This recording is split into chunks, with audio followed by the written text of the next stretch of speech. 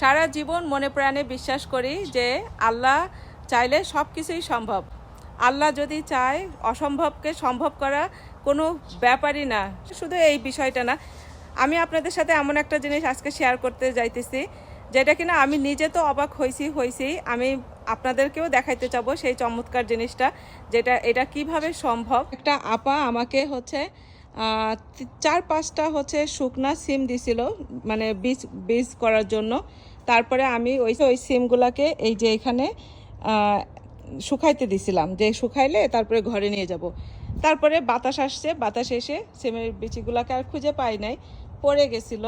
পড়ে যে এর ভিতরে কতদিন ধরে পড়েছিল আল্লাহ জানে। আস্ত সিমগুলা কিন্তু আমার স্পষ্ট মনে আছে। সেই সিমগুলার এইখানে পড়ে যায় শুকনা সিমগুলা, তারপরে কিভাবে দেখেন গাছ হয়েছে। এনারাও কোথা থেকে জন্মাইছে, এই যে এই প্লাস্টিকটা দিয়ে তারপরে আমরা হচ্ছে পাথর দিছি যেন পাথর মানে গাছ মানে ঘাস না গজায়। তার ভিতর থেকে দেখেন এই পাথরে কিভাবে ফুল ফুটে। এই গাছটাতে কোনো পানি দেয়া লাগে না, কিচ্ছু দেয়া লাগে না, কোনো সার না, কিচ্ছু না। বিশ্বাস করবেন না, একদম আমি চিন্তা করছিলাম যে গাছটা হইলে হবে, না হইলে না হবে, কারণ ঘরের সামনে এরকম একটা গাছ, এটা উঠার জায়গা নাই, কোথায় যাবে কি করবে, কোনো জানলা নাই। সেজন্য আমি ভাবছিলাম যে গাছটা হইলে হবে, না হইলে না হবে। কিন্তু এই যে অবহেলা করছি, তারপরেও দেখেন এই গাছটা কি যে সুন্দরভাবে বড় হইতেছে, মাশাআল্লাহ। এই গাছটাতে যখন ফুলে ফলে ভরে যাবে তখন কত সুন্দর লাগবে, তাই না? আর সবার পছন্দের, আমি জানি কম বেশি সবারই পছন্দ সিম তরকারিটা। এই যে এইভাবে শুধু ডাল কেটে কেটে রাখি। এই যে দেখেন এই পাশ থেকে গাছটা কি সুন্দর, মাশাআল্লাহ।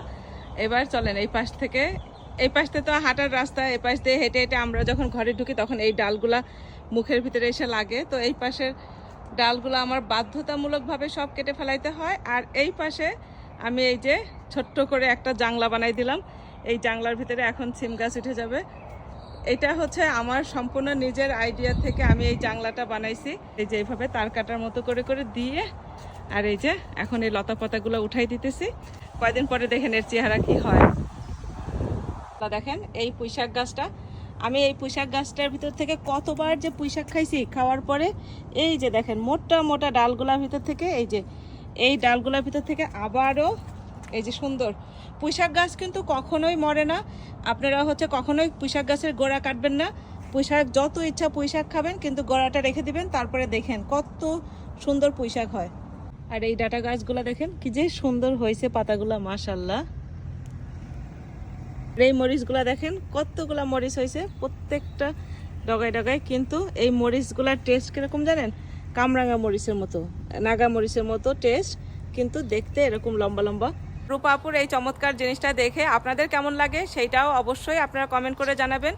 আর ভালো লাগলে একটা করে শেয়ার দিয়ে দিবেন। আল্লাহ যদি চায়, কখন কার কপালে কি রাখছে বলা যায় না। এটা শুধু একটা উদাহরণস্বরূপ, মানে আল্লাহ চাইলে সব কিছুই সম্ভব, এইটাই আমি আপনাদেরকে বোঝাইতে চাইতেছি।